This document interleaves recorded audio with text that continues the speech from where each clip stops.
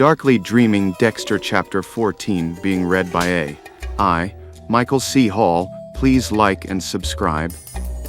I was almost certain he was the one, but only almost, and I had never been only almost certain before.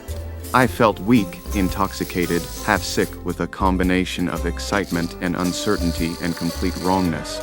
But of course, the dark passenger was driving from the backseat now, and how I felt was not terribly important anymore, because he felt strong and cold and eager and ready.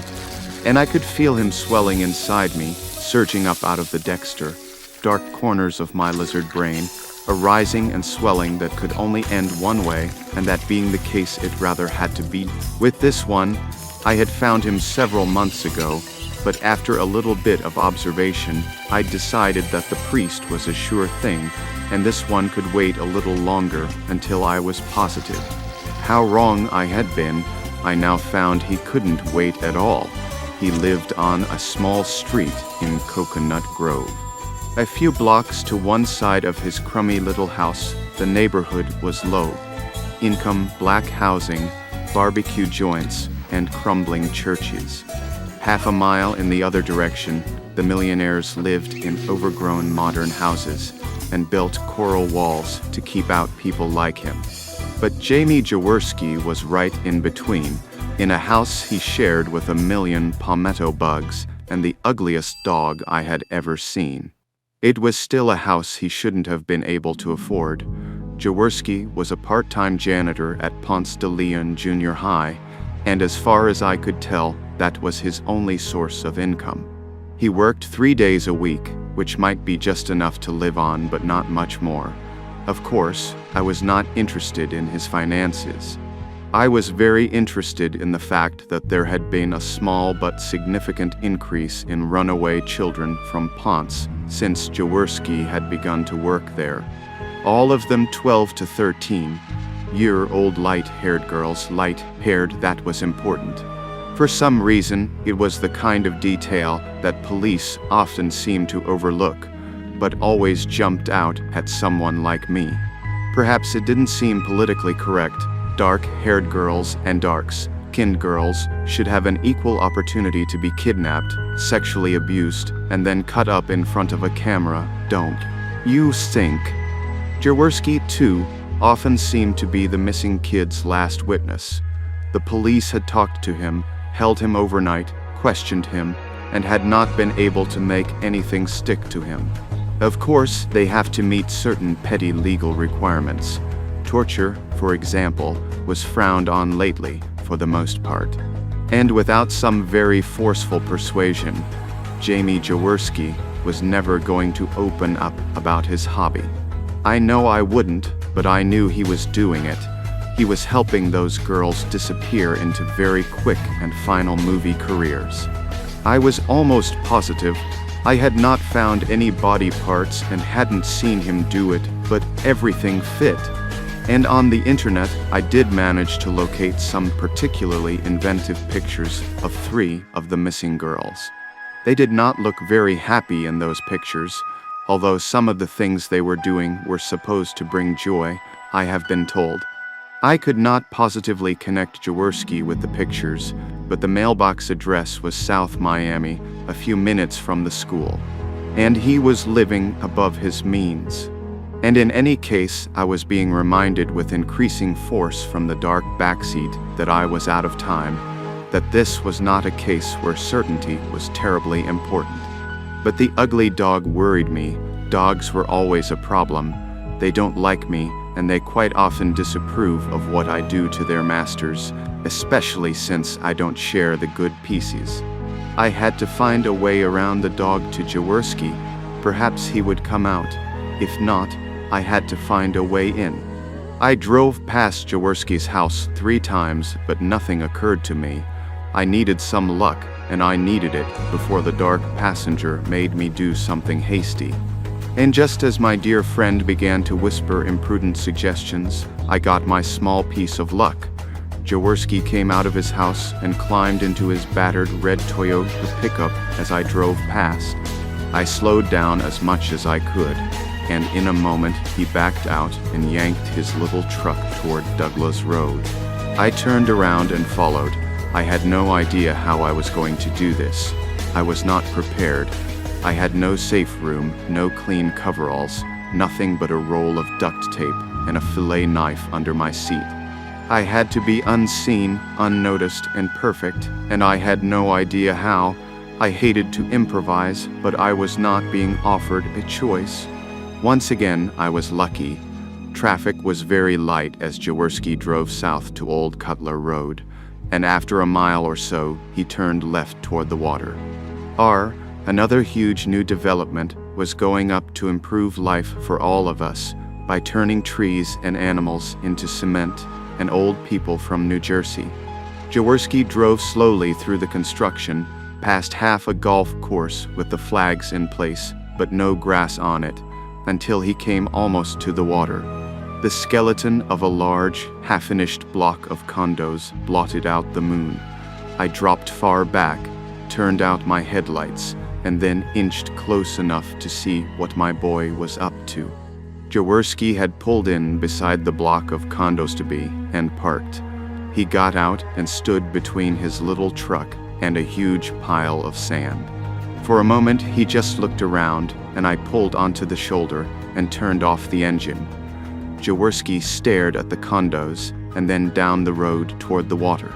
He seemed satisfied and went into the building. I was quite certain that he was looking for a guard.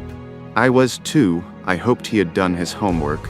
Most often in these huge Uber developments, one guard rides around from site to site in a golf cart.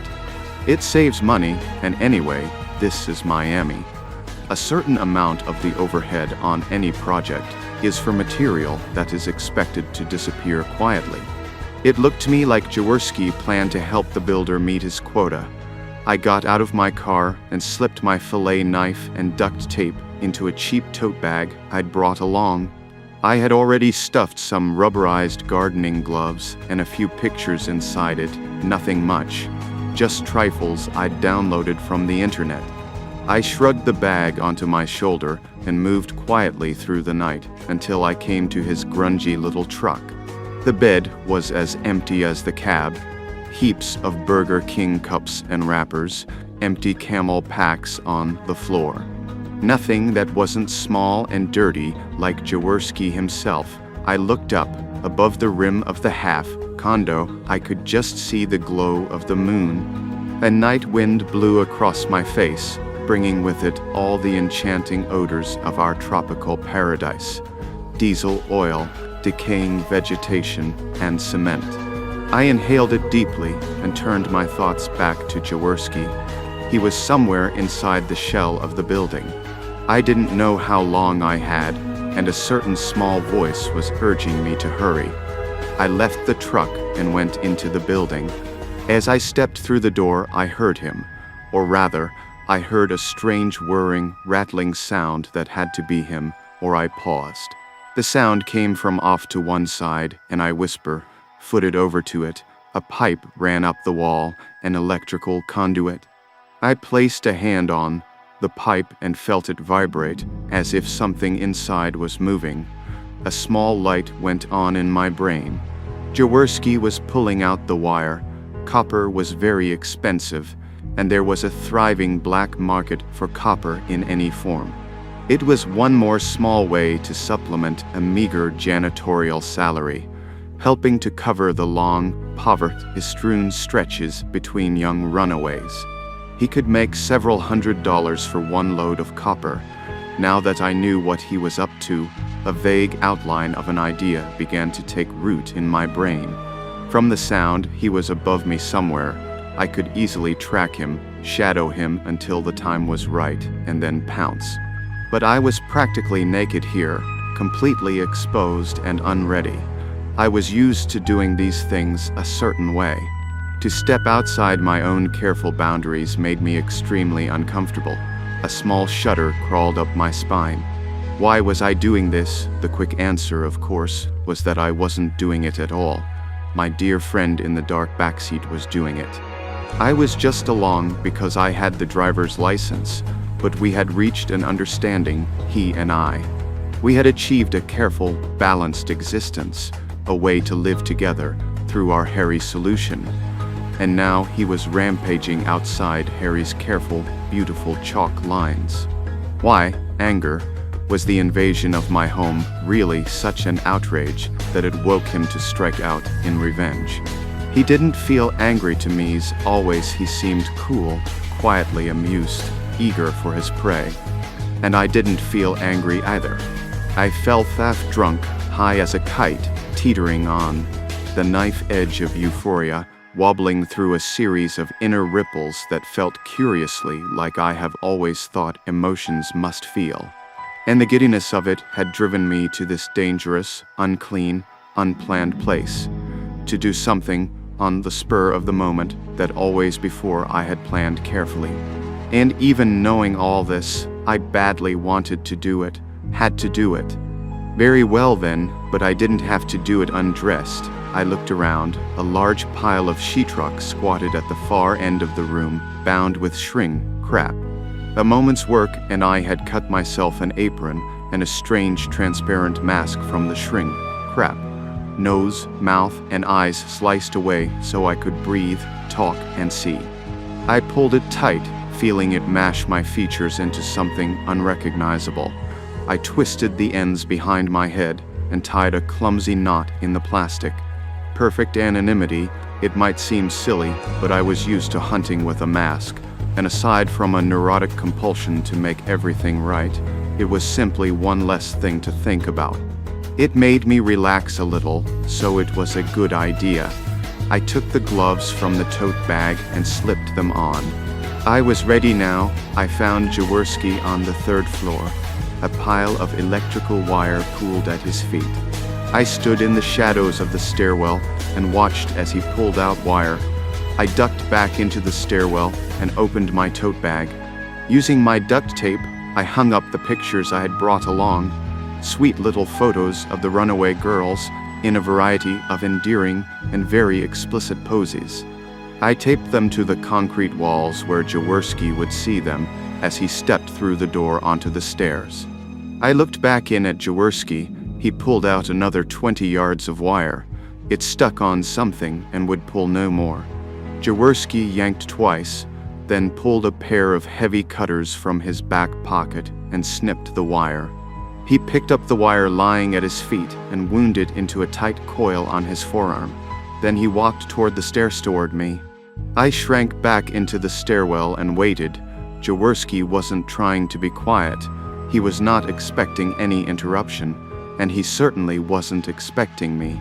I listened to his footsteps and the small rattle of the wire coil dragging behind him.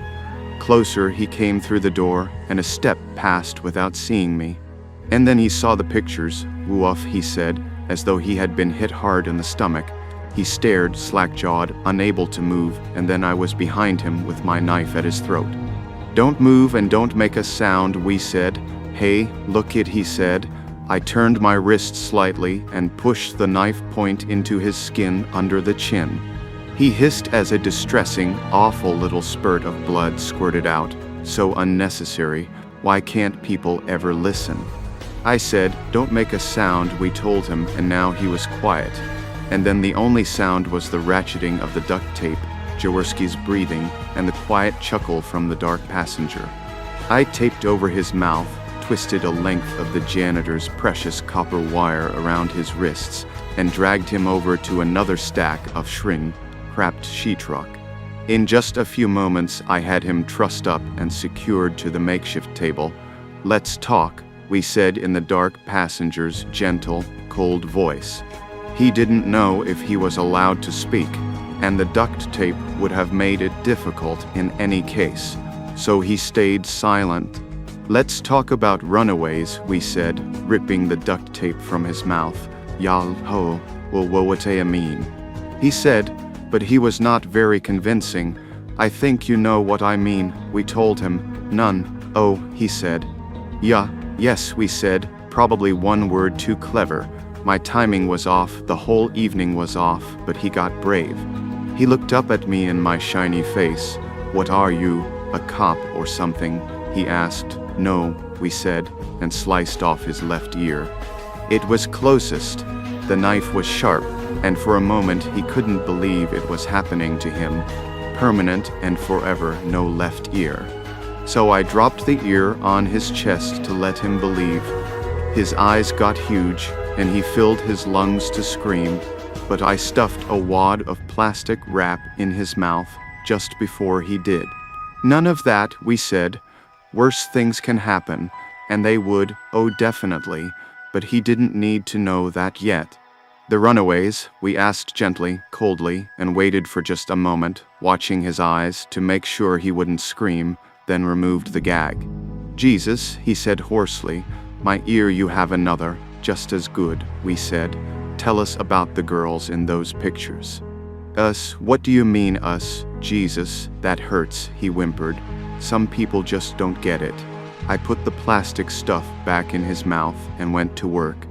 I almost got carried away, easy to do under the circumstances. My heart was racing like mad, and I had to fight hard to keep my hand from shaking. But I went to work, exploring, looking for something that was always just beyond my fingertips. Exciting and terribly frustrating. The pressure was rising inside me, climbing up into my ears and screaming for release. But no release came. Just the growing pressure, and the sense that something wonderful was just beyond my senses, waiting for me to find it and dive in. But I did not find it, and none of my old standards gave me any joy at all. What to do? In my confusion, I opened up a vein, and a horrible puddle of blood formed on the plastic wrap alongside the janitor. I stopped for a moment, looking for an answer, finding nothing. I looked away, out the shell of the window. I stared, forgetting to breathe. The moon was visible over the water. For some reason I could not explain that seemed so right, so necessary, that for a moment I just looked out across the water, watching it shimmer, so very perfect. I swayed and bumped against my makeshift table and came back to myself. But the moon, or was it the water? So close, I was so close to something I could almost smell. But what? A shiver ran through me, and that was right too, so right it set off a whole chain of shivers until my teeth chattered. But why? What did it mean? Something was there, something important. An overwhelming purity and clarity riding the moon and the water just beyond the tip of my fillet knife, and I couldn't catch it. I looked back at the janitor. He made me so angry, the way he was lying there, covered with improvised marks and unnecessary blood. But it was hard to stay angry, with the beautiful Florida moon pounding at me, the tropical breeze blowing, the wonderful night sounds of flexing duct tape and panic breathing. I almost had to laugh. Some people choose to die for some very unusual things, but this horrid little bug dying for copper wire. And the look on his face, so hurt and confused and desperate. It would have been funny if I hadn't felt so frustrated. And he really did deserve a better effort from me. After all, it wasn't his fault I was off my usual form. He wasn't even vile enough to be at the top of my to-do list. He was just a repulsive little slug who killed children for money and kicks, and only 4 or 5 of them, as far as I knew. I almost felt sorry for him. He truly wasn't ready for the major leagues. Well, back to work. I stepped back to Jaworski's side. He was not thrashing as much now, but he was still far too lively for my usual methods. Of course, I did not have all my highly professional toys tonight, and the going must have been a little rough for Jaworski. But like a real trooper, he had not complained. I felt a surge of affection and slowed down my slapdash approach, spending some quality time on his hands. He responded with real enthusiasm, and I drifted away, lost in happy research. Eventually, it was his muffled screams and wild thrashing that called me back to myself. And I remembered I had not even made sure of his guilt. I waited for him to calm down, then removed the plastic from his mouth. The runaways, we asked. Oh Jesus, oh God, oh Jesus, he said weakly. I don't think so, we said. I think we may have left them behind. Please, he said. Oh, please tell me about the runaways, we said. Okay, he breathed. You took those girls. Yes, how many? He just breathed for a moment. His eyes were closed, and I thought I might have lost him a little early. He finally opened his eyes and looked at me. 5, he said at last. 5 little beauties, I'm not sorry. Of course you're not, we said. I placed a hand on his arm. It was a beautiful moment, and now, I'm not sorry either.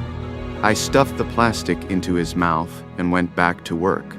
But I had really only just started to recapture my rhythm when I heard the guard arrive downstairs.